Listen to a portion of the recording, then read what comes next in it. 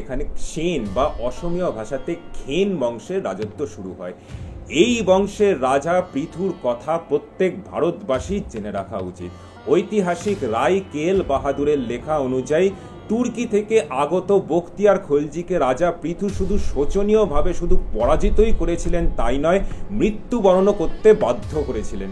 যে বখতিয়ার খলজি নালন্দা সহ ওদন্তপুরী আর বিক্রমশিলা বিশ্ববিদ্যালয় আর অসংখ্য বৌদ্ধ বিহার শুধু ধ্বংসই করেছিলেন তাই নয়, এখানে বসবাসকারী 10,000 বৌদ্ধ সন্ন্যাসীকে হত্যা করেছিলেন আর এখানে সমস্ত বই জ্বালিয়ে দিয়েছিলেন। বলা হয় সেই বই দীর্ঘ 6 মাস ধরে জ্বলতে থাকে। লক্ষণ সেন বাংলার সিংহাসন ছেড়ে দিয়ে পালিয়ে গেলে নরপিশাচ খিলজি বাংলার বিহারের অধিপতি হয়ে বসে। এরপর এই বর্বরের লোভ হয় তিব্বত আর তার সংলগ্ন জায়গায় বৌদ্ধ বিহার লুট করার, আর সেটাই তার কাল হলো। এই তিব্বত যাওয়ার পথ ছিল রাজা পৃথুর রাজ্যের উপর দিয়ে। রাজা পৃথু খিলজির অভিসন্ধি জানতে পেরে এই অঞ্চলের সব উপজাতি প্রজাদের, যাদের মধ্যে ছিল রাজবংশী, কুচবিহারের জনগোষ্ঠী আর বড়ো জাতি, তাদের সমস্ত সামগ্রী নিয়ে স্থানান্তরিত করে দেন। তিনি এই যুদ্ধে পোড়ামাটি কৌশল বা স্কচড আর্থ পলিসি ব্যবহার করেন। মানে যা যা একটা সামরিক বাহিনীর দরকার পড়ে যুদ্ধ করার জন্য, যেমন জল, খাদ্য, কাজের জন্য মানুষ, বহন করার জন্য প্রাণী, সব কিছু সরবরাহ বন্ধ করে দেন। কথিত আছে খিলজির যাত্রাপথে সমস্ত জলাশয়তে বিষও মিশিয়ে দেওয়া হয়েছিল। পাহাড়ি পথে অনভ্যস্ত খিলজির সেনা খাদ্য আর পানীয়র অভাবে শক্তিহীন হয়ে পড়েছিল। প্রথমে প্ল্যান ছিল ব্রহ্মপুত্র পার করে কামরূপ আক্রমণ করার, কিন্তু বর্ষাকালের ব্রহ্মপুত্র নদী পার করা খিলজির পক্ষে সম্ভব হয়নি। তাই তারা গতিপথ পরিবর্তন করে বর্ণাদি নদীর ওপর শিলসাঁকো নামে একটি পাথরের সেতু অতিক্রম করে।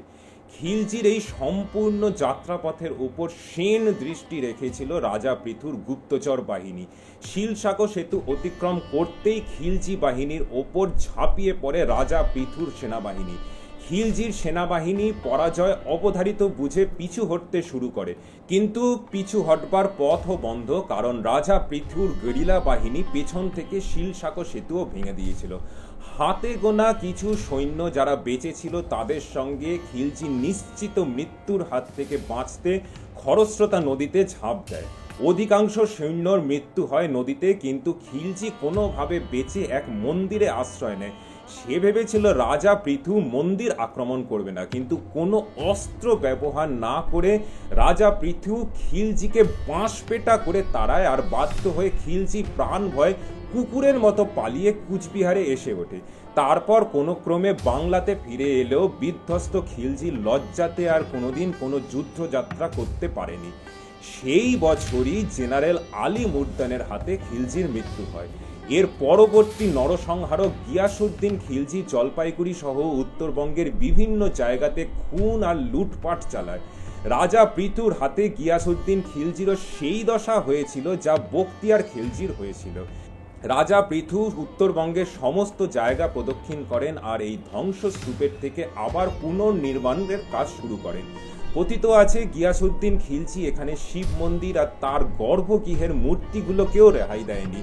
তাবাকাতি নাসিরিতে বলা হয়েছে রাজা পৃথুর হাতে পরাজিত হওয়ার পর গিয়াসউদ্দিনের অবস্থা এমন শোচনীয় হয়েছিল যে তৎকালীন বঙ্গদেশের শাসক নাসিরউদ্দিন মাহমুদের হাতে গিয়াসউদ্দিনকে নিহত হতে হয়। নাসিরউদ্দিন মাহমুদ ছিল দিল্লির সুলতান ইলতুৎমিশের বড় ছেলে এবং তৎকালীন বঙ্গদেশের গভর্নর আর পরবর্তীকালের দিল্লির সুলতান। শিব পূজারী রাজা পৃথু তার সেনাপতি চন্দ্রকান্তকে এই অঞ্চলের পুনর্বিকাশ সাধনের আদেশ দেন। British historian Francis Buchanan Hamilton বলেছেন রাজা পৃথু জলপাইগুড়িতে তার দ্বিতীয় রাজধানী স্থাপন করেন। জলপাইগুড়ির ঠিক নিচে অধুনা বাংলাদেশের রংপুর ডিস্ট্রিক্টের ভিতরগড় দুর্গ এই রাজা পৃথুই তৈরি করেছিলেন। যোগিনী তন্ত্রতে রাজা পৃথুকে মহাদেব জলপেশের অবতার বলা হয়েছে, তাই এই অঞ্চলের নাম হয় জলপাইগুড়ি। এই অঞ্চলে শিব পূজার প্রচলন শুরু হয় এবং তার থেকেই মহাদেব জলপেশ এখানকার আরাধ্য দেবতা। পরবর্তীকালে দিল্লিতে সুলতান হবার পর নাসিরউদ্দিন মাহমুদ তার পুরো বাহিনী নিয়ে ভিতরগড় আক্রমণ করলে এক অসম যুদ্ধতে শেষ পর্যন্ত রাজা পৃথুর পরাজয় ঘটে, কিন্তু শত্রুর হাতে আত্মসমর্পণ না করে তার সেনানী বীরের মতো যুদ্ধ করে আর শেষে রাজা পৃথু আত্মহত্যা করেন।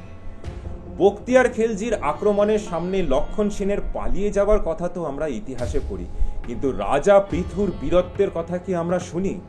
এক গালে চড় খেয়ে আরেক গাল বাড়িয়ে দেওয়ার কাপুরুষের নীতি যে আমাদের ভারতে কোনোদিন ছিল না, সেটা রাজা পৃথুর মতো স্বাধীনতা সংগ্রামীদের জীবন থেকে জানা যায়, যারা বিদেশি শক্তির সামনে প্রতিরোধ গড়ে তুলতে পেরেছিলেন।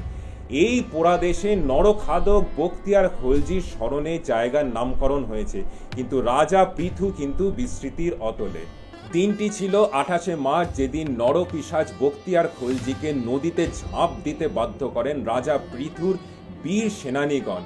28শে মার্চকে পৃথু দিবস আর বখতিয়ারপুরের নাম পরিবর্তন করে রাজা পৃথু নগরী করবার দাবি এই ভিডিও থেকেই করে রাখলাম। ঔরঙ্গাবাদ যদি সম্ভাজিনগর হতে পারে, তাহলে বখতিয়ারপুর কেন রাজা পৃথু নগরী হবে না? যদি সম্মত হন তাহলে আপনারাও এই দাবিতে সামিল হন। রাজা পৃথুর পর রাজা সন্ধ্যা পুনরায় উত্তরবঙ্গ আর ব্রহ্মপুত্রের অববাহিকা অঞ্চল থেকে সুলতানি শাসনের অবসান ঘটান। সুলতানি শাসনে বঙ্গদেশের শাসক মালিক ইখতিয়ার উদ্দিন উজবেককে শোচনীয়ভাবে পরাজিত করে নিহত করেন রাজা সন্ধ্যা। এই অঞ্চলকে বহিরাগত বর্বরদের থেকে মুক্ত করেছিলেন আর গৌরেশ্বর উপাধি নিয়েছিলেন। সাথে তিনি তার রাজধানীও স্থানান্তরিত করেন কুচবিহারের, আর সেখান থেকে শুরু কামতাপুরী রাজবংশের। রাজা সন্ধ্যার বীরত্বের কাহিনী ভবিষ্যতে অন্য কোনো এপিসোডে বলবো। এই ভারতভূমি, এই বঙ্গভূমি অনেক বীর যোদ্ধার জন্ম দিয়েছে, কিন্তু আজকের ইতিহাস তা বিস্মৃত হয়েছে।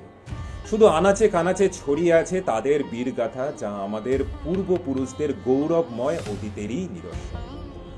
আজকের মতো হিস্ট্রি এপিসোড এখানেই শেষ করছি। দেখা হবে পরবর্তী এপিসোডে আরও অনেক ইনফরমেশন আর অ্যানালিসিস নিয়ে। আবার রিকোয়েস্ট করব, যদি ভিডিওটি ভালো লাগে তাহলে সাবস্ক্রাইব করুন, শেয়ার করুন, লাইক করুন। নমস্কার।